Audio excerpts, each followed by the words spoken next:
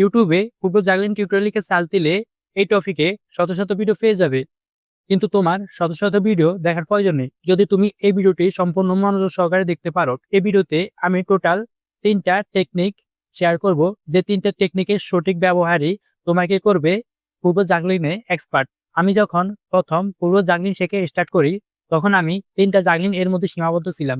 এখন মিনিটে 100 জাগলিং করি। তারপর আমি বুঝতে পেরেছি এটি কোনো ট্যালেন্ট নয়, এটি হচ্ছে স্কিল। আর স্কিল মানেই প্র্যাকটিস এবং সঠিক টেকনিকের ব্যবহার।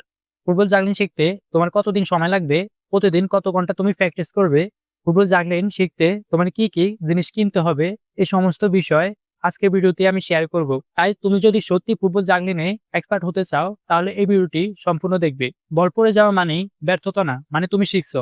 আজকের এই ভিডিওটি দেখার পরে তুমি বুঝতে পারবে কিভাবে প্রথম দিন থেকেই বলকে কন্ট্রোলে আনা সম্ভব। এখন বলবো ফুটবল জাগলিং প্র্যাকটিস করার জন্য আপনাকে কি কি জিনিস ব্যবহার করতে হবে।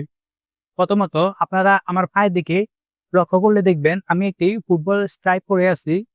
আপনাদেরকে এমন একটি ফুটবল স্ট্রাইপ পরতে হবে। আপনারা যদি ফুটবল বুট দিয়ে ট্রাই করেন, ফুটবল বুটের পিছনে বিভিন্ন রকমের স্পাইক থাকে, সেই স্পাইকগুলোর জন্য আপনার প্র্যাকটিস করতে কঠিন হয়ে যাবে। আর ভেতরেও অবশ্যই আপনাকে একটি মোজা পরে নিতে হবে, যাতে আপনি ভালোভাবে বলকে কন্ট্রোলে আনতে পারেন। আমাদের প্রথম টেকনিকটি হলো আমরা প্রথমে পাকে এভাবে ব্যান্ড করব, উপরের দিকে ব্যান্ড করব। আমরা অনেকেই প্রথম প্র্যাকটিস করার সময় পাকে এভাবে রাখি, ফলে বলটি পড়ে যায়। আমাদের প্রথমে এভাবে প্র্যাকটিস করতে হবে। আমি যেভাবে শিখেছি আপনাদেরকে সেভাবে শেখানোর চেষ্টা করব। এভাবে আপনারা প্রথমে এক পায়ে বলকে কন্ট্রোলে আনার চেষ্টা করবেন। আমাদের দ্বিতীয় টেকনিকটা হচ্ছে তোমরা আমার পায়ে লক্ষ্য করো।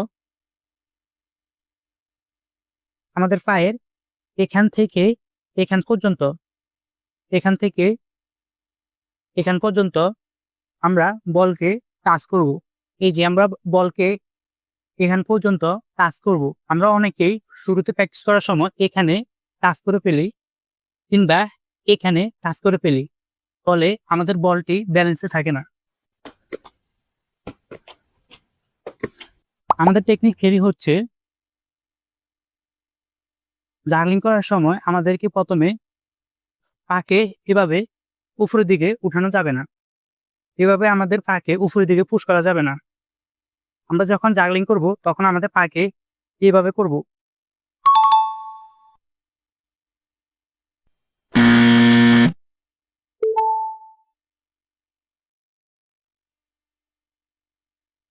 আমরা যদি এভাবে জাগলিং করার চেষ্টা করি তাহলে আমরা 100 পর্যন্ত খুব সহজে পৌঁছাতে পারবো। এখন বলবো আমি কিভাবে শুরু থেকেই জাগলিং প্র্যাকটিস করেছি। প্রথমত আমি এক পায়ে বলকে ব্যালেন্স করার চেষ্টা করতাম, যেমন এভাবে। তারপরে এভাবে আমি একই সাথে 2বার টাচ করার চেষ্টা করতাম বলকে, এভাবে। যখন আমার 2টা টাচ করা কমপ্লিট হয়ে গেল তখন আমি 3টা করে বলকে টাচ করার চেষ্টা করতাম, এভাবে। এভাবে করে আমি প্রথমে এক পায়ে 5টা যখন টাচ করতে শিখেছি তখন অন্য পায়েও ঠিক একইভাবে টাচ করতে থাকলাম।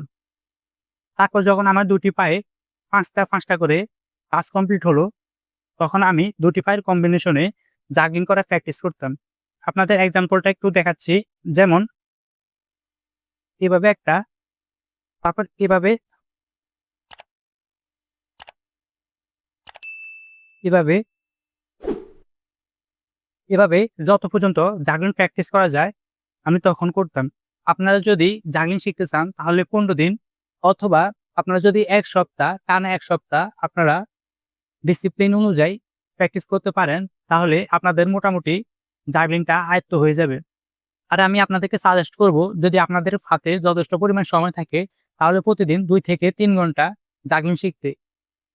তাহলে আপনি 1 সপ্তাহের মধ্যে মোটামুটি জাগলিংটা আয়ত্ত করে ফেলতে পারবেন। প্রতিবার বল পড়ে যাওয়া মানেই ব্যর্থতা না, এটা 100 জাগলে পৌঁছানোর একটা সিঁড়ি মাত্র। আর আপনারা যখন জাগলিং এক্সপার্ট হয়ে যাবেন তখন আপনারা আমার মতো এইভাবে বল জাগলিং করতে পারবেন।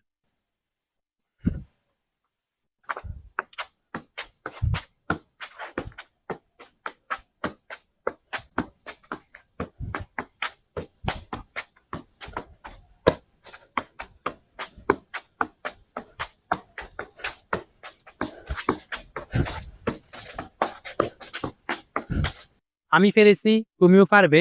শুধু আজ থেকেই প্র্যাকটিস করাটা শুরু করো।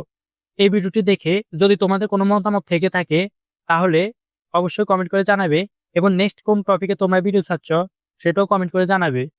যদি আজকের ভিডিওটি তোমাদের কাছে একটু ভালো লেগে থাকে কিংবা তোমাদের উপকারে আসে তাহলে একটা লাইক দিয়ে দিবে। আজকের ভিডিওটি এ পর্যন্তই। দেখা হবে আমাদের নেক্সট কোনো ভিডিওতে।